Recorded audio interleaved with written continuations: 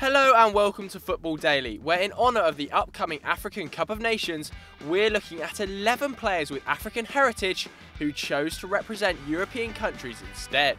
Goalkeeper, Steve Mandanda. Crystal Palace's Mandanda was actually born in Kinshasa, which was once Zaire and is now the Democratic Republic of Congo. His parents moved the family to France when he was 2, and the goalkeeper showed athletic promise from an early age, originally playing a career as a boxer. However, he decided against pursuing the sport after seeing what Mike Tyson did to his opponents, and swapped his boxing gloves for keeper's gloves. A youth career with Le Havre led him to Marseille, where he spent 9 years, winning Ligue 1 and earning a call-up to the French national team. He has since picked up 24 caps as the understudy to Hugo Lloris. Mandanda has 3 brothers, all of whom are professional goalkeepers, with 2 of them Congolese internationals. Meanwhile, Steve's decision to play for his adopted country has earned him the nickname Frenchie. Defender, Theodore Gebrselassie. The first and so far only player of African descent to appear for the Czech Republic, Gebrselassie had a Czech mother and an Ethiopian father and was born in the European country. His sister Anna is also a Czech athlete, competing for the women's international handball team. An attacking right back with Werder Bremen, Gebrselassie has had to endure racism from opposing fans and even his own supporters at times, with whistles and monkey noises routinely aimed at him during his days with Slovan Liberec. However, he has won 34 caps and is a terrific example to young Czech players, especially those from immigrant families, while showing the bigots the face of the modern Czech Republic. Defender, Jerome Boateng. Born to a German mother and a Ghanaian father in Berlin, Jerome Boateng chose to represent the country of his birth, whilst his older half-brother Kevin Prince turned out for the Black Stars. In 2010, it looked like the African nation had the better end of the deal. Kevin Prince received his Ghanaian passport and joined the side at the World Cup, scoring against the USA and reaching the quarter-finals. Jerome, meanwhile, struggled to make good on his potential, leaving Hamburg for Man City but departing again after just 1 season. But at Bayern Munich, Jerome won the league and the Champions League under Jupp Heynckes, before Pep Guardiola moulded him into arguably the world's best centre-back. He now has 3 more domestic titles, and Germany must thank God that he didn't follow his brother to Ghana. Defender, Marcel Desailly. Adenki Abe might well have become the best defender Africa has ever produced, but though he was born in Ghana's capital Accra, he moved to France at the age of 4 after his mother remarried, though he was given a new nickname which would make him world famous, Marcel Desailly. A versatile defender of incredible power, concentration and intelligence, Desailly won the Champions League with Marseille before switching to Milan, where he won it again the following year. Nicknamed The Rock, he declared for France in 1993. And went on to play 116 times for the country, winning the World Cup in '98 and Euro 2000. Though he has always maintained that he feels completely French, Desailly has returned to Ghana since retirement, where he works as a UNICEF Goodwill Ambassador and runs a charity taking care of orphan children. Defender, Patrice Evra. The third Frenchman on our list, and not the last, Patrice Evra has played for Le Bleu since 2004. He started out as the understudy to Eric Abidal, but took the left-back slot after Lilian Thuram's retirement saw the Barcelona man move to centre-half. He has won 80 caps for France, but he was actually born in Dakar, Senegal, and spent the early years of his career in Italy with Marsala and Monza. A switch to Monaco brought him to international attention, and from there Evra went to Old Trafford, joining Manchester United for £5.5 million in 2006. A 7-time domestic champion with the Red Devils and Juventus, Evra has played in 4 Champions League finals, winning just 1 of them. But he's yet to experience success on the international stage, and at 35, that ship looks to have sailed. Central midfield, Sami Khedira.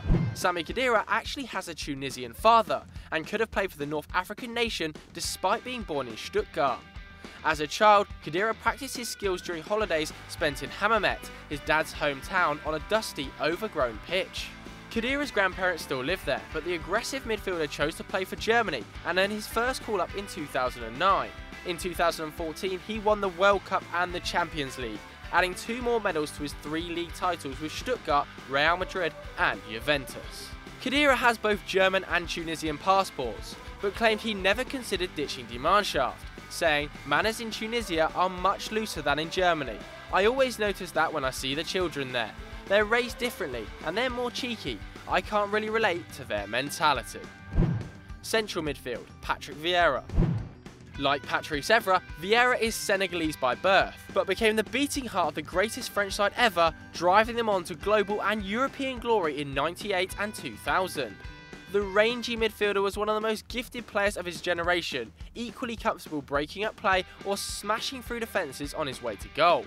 Remarkably, Senegal never approached Vieira about playing for them, and France snapped up the player who had moved to the country as an 8-year-old. He went on to become the 5th most capped footballer in French history, as well as a title winner in England and Italy. Now managing Manchester City's sister club New York City, Vieira looks set to follow up on a stellar playing career with success as a coach. Meanwhile, an academy in his name now stands in Dakar, developing the next generation of Senegalese talent. Attacking midfield, Zinedine Zidane. Born in Marseille, Zinedine Zidane was one of the city's many ethnic North Africans. His parents were immigrants from Algeria, having escaped the war there almost 20 years earlier, and Zizou was outstanding even as a child, displaying touch and vision beyond his years, though he did once smash the lights in the family dining room with a wayward shot. Never one to shirk the big occasion, Zidane scored the winner in the 2002 Champions League final and 2 goals in the World Cup '98 final, in the process becoming a figurehead for the multicultural French national side. However, his new role was not always easy, as an international friendly between France and Algeria in 2001 saw Zidane receive death threats, and the game was abandoned after a pitch invasion by hooligans chanting the name of Osama bin Laden. Zizou has since campaigned against the French nationalist movement. Oh, and he's also coached Real Madrid to Champions League glory in his debut season. Left wing, Stefan El Shaarawy.